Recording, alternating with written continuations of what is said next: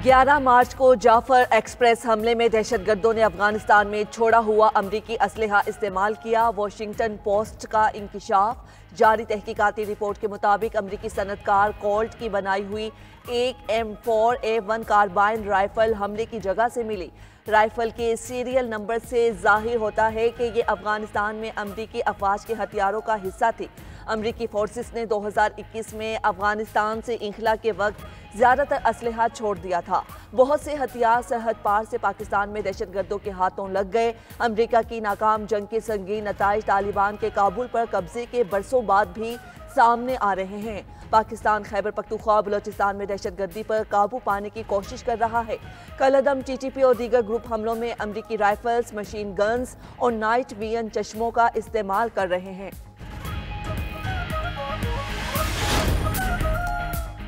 Overseas Pakistani convention का आज दूसरा रोज। वजीर आजम शहबाज शरीफ और army chief general Syed Asim Munir आज कन्वेंशन से खिताब करेंगे।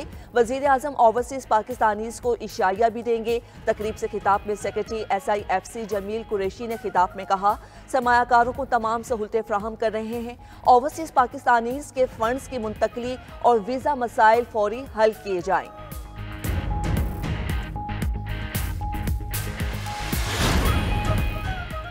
एक माह में 4 अरब 10 करोड़ डॉलर्स की तरसीलात ज़र का रिकॉर्ड। मुल्क की तारीख में पहली बार 9 माह में तरसीलात ज़र 28 अरब डॉलर तक पहुंच गई। स्टेट बैंक के मुताबिक मार्च में पहली बार 4 अरब 10 करोड़ डॉलर्स की तरसीलात ज़र मिली हैं। तरसीलात ज़र एक माह में 37.3% और एक साल में 29.8% बढ़ी हैं। सबसे ज़्यादा तरसीलात ज़र सऊदी अरब से तकरीबन 1 अरब डॉलर आए।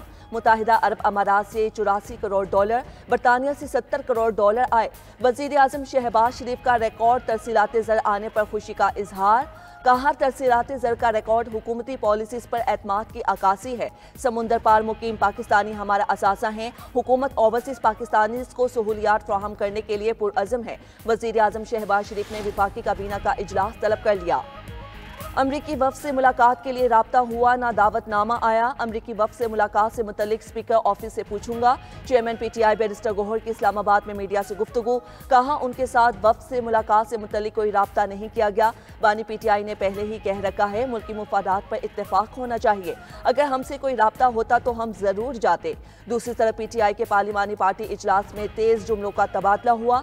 अमरीकी सिफारत खाने की दावत के बावजूद ना जाने पर सवालात किए गए। अराकीन ने पूछा, जब दावतनामा भेजा गया है तो क़यादत क्यों नहीं गई? बैरिस्टर गौहर ने कहा, ईमेल चेक की, मुझे कोई दावतनामा नहीं मिला। आतिफ खान ने बताया, सिफारत खाने की तरफ से दावत दी गई थी।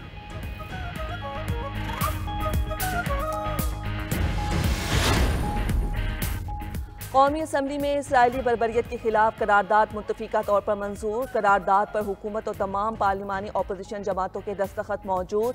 ऐवान में इजहार ख्याल करते हुए वजीर कानून आजम नज़ीर तारड़ ने कहा, हक़ खुद इरादियत के लिए उठने वाली आवाज़ को बारूद से नहीं दबाया जा सकता। पाकिस्तान का फ़लस्तीन पर मौक़िफ़ वाज़ेह और दो टोक है। हुकूमत इसराइल बारे कायद-ए-आज़म की पॉलिसी पर खड़ी है। कुछ ममालिक गज़ा की सूरत हाल पर खामोश हैं। वज़ीर इत्तलात अता तारड़ ने कहा, हम इसराइल को ना मानते हैं और ना तस्लीम करते हैं। फ़लस्तीन के मामले पर हमें सियासत से गुरेज करना चाहिए। पॉइंट स्कोरिंग के बजाय अमली इक़दामात यकीनी बनाना होंगे।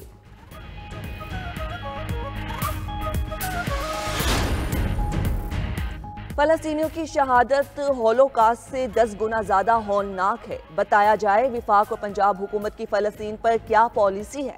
रेड जोन में फ़लस्तीन का झंडा नहीं आ सकता। सरबराह सुन्नी इत्तेहाद कौंसल साहिबजादा हामिद रज़ा का कौमी असम्बली इजलास में इजहार ख्याल। कहा, वज़ीर आज़म को बेलारूस के बजाय गजा में उतरना चाहिए था। पाकिस्तान फ़लस्तीन पर OIC कॉन्फ्रेंस तलब करे। इसराइल बाज नहीं आता तो जिहाद का ऐलान किया जाए। अली मोहम्मद खान ने मसला फ़लस्तीन पर पार्लियामेंट का मुश्तरका इजलास बुलाने का मुतालबा कर दिया। कहा, हम गजा में फ़लस्तीनियों की नस्ल कुशी का नया सिलसिला देख रहे हैं। पीपल्स पार्टी के अब्दुल कादिर पटेल ने कहा, इसराइल सिर्फ बद्दुआओं से तबाह नहीं होगा।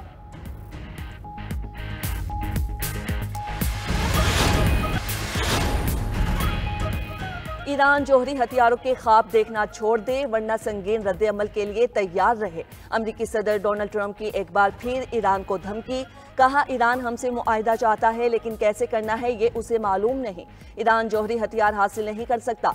दूसरी जानिब अमरीका और ईरान में जौहरी मुआहदे के सिलसिले में मुज़ाकरात का दूसरा राउंड रोम में होगा। अतालवी वज़ीर ख़ारजा एंटोनियो ताजानी का कहना है हुकूमत ने मुज़ाकरात की मेज़बानी की मंजूरी दे दी।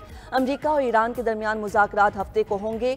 खबर एजेंसी के मुताबिक मुज़ाकरात से कबल ईरानी वज़ीर ख़ारजा रूस का दौरा करेंगे। इंटरनेशनल एटॉमिक एनर्जी एजेंसी के सरबराह राफेल ग्रोसी बुध को ईरान का दौरा करेंगे।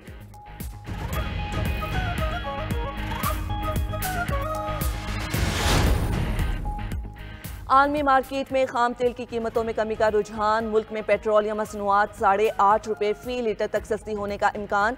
ज़राए के मुताबिक 16 अप्रैल से पेट्रोल की फी लीटर कीमत में ₹8.50 तक कमी मुतवक्के। आइंदा 15 रोज़ के लिए हाई स्पीड डीजल ₹6.96 तक सस्ता होने का इम्कान है। मट्टी का तेल ₹7.47, लाइट डीजल ₹7.21 तक सस्ता हो सकता है। ऑयल इंडस्ट्री ने पेट्रोलियम मसनूआत की कीमतों बारे वर्किंग ओगरा को भिजवा दी। ओगरा कीमतों बारे हतमी तजावीज़ 15 अप्रैल को हुकूमत को भिजवाएगा। PSL 10 में पेशावर ज़ल्मी को मुसलसल दूसरी शिकस्त। इस्लामाबाद यूनाइटेड ने पेशावर ज़ल्मी को 102 के बड़े मार्जिन से हरा दिया। इस्लामाबाद यूनाइटेड ने पहले खेलते हुए ज़ल्मी को 244 रन का हदफ दिया। जवाब में पेशावर ज़ल्मी की टीम 18.2 ओवर्स में 141 रन पर ढेर हो गई। साहिबजादा फरहान की 52 गेंदों पर 106 रन की धुआंधार इनिंग्स। साहिबजादा फरहान की इनिंग्स में 13 चौके और 5 छक्के शामिल थे। कराची किंग्स और लाहौर कलंदर्स आज कराची में टकराएंगे। मैच पाकिस्तानी वक्त के मुताबिक रात 8 बजे शुरू होगा। और वीमेंस वर्ल्ड कप क्वालिफायर में कौमी टीम की मुसलसल तीसरी फतह। कौमी खवातीन टीम ने वेस्ट इंडीज़ को 65 रन से शिकस्त दे दी। 191 रन के ताकुब में वेस्ट इंडीज़ की पूरी टीम 126 रन पर ढेर। फातिमा सना ने 3 खिलाड़ियों को पवेलियन की राह दिखाई।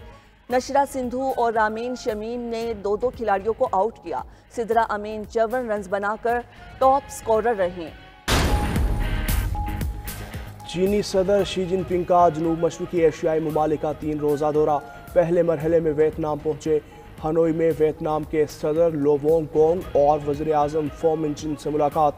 वियतनाम के साथ रेलवे, एयरलाइंस, सप्लाई चेन समेत 45 मुआहिदों पर दस्तखत। चीनी कर्जे से दोनों ममालिक के दरमियान रेलवे लाइन तामीर करने का भी मुआहिदा।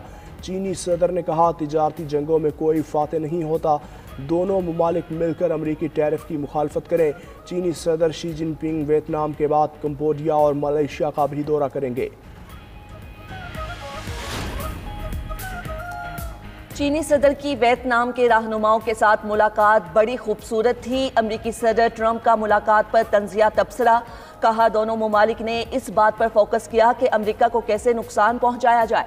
टैरिफ के बाद चीन अलग थलग हो गया। दुनिया अमरीका से राब्ते कर रही है। अमरीकी सदर का ऑटो इंडस्ट्री पर आयद 25% टैरिफ आर्जी तौर पर ख़त्म करने पर गौर। फार्मास्यूटिकल्स पर टैरिफ आयद करने का इंदिया। ट्रंप ने एल सल्वाडोर के अहम मनसब के साथ मीडिया से गुफ्तगू में ज़ेलेंस्की हमेशा मिसाइलों की खरीदारी के लिए कोशा रहते हैं। आप ऐसी जंग शुरू नहीं कर सकते जो जीत नहीं सकते। आपको खुद से 20 गुना ताकतवर से जंग नहीं लड़नी चाहिए।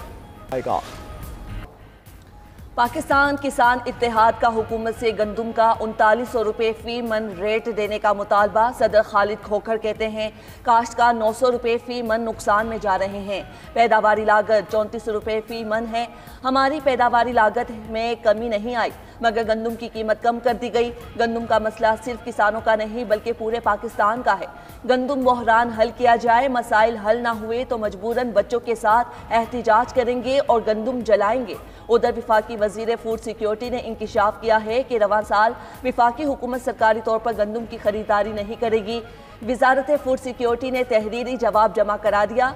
रवां साल मुल्क में गंदुम की वाफर पैदावार हुई है जिससे गंदुम की किल्लत का कोई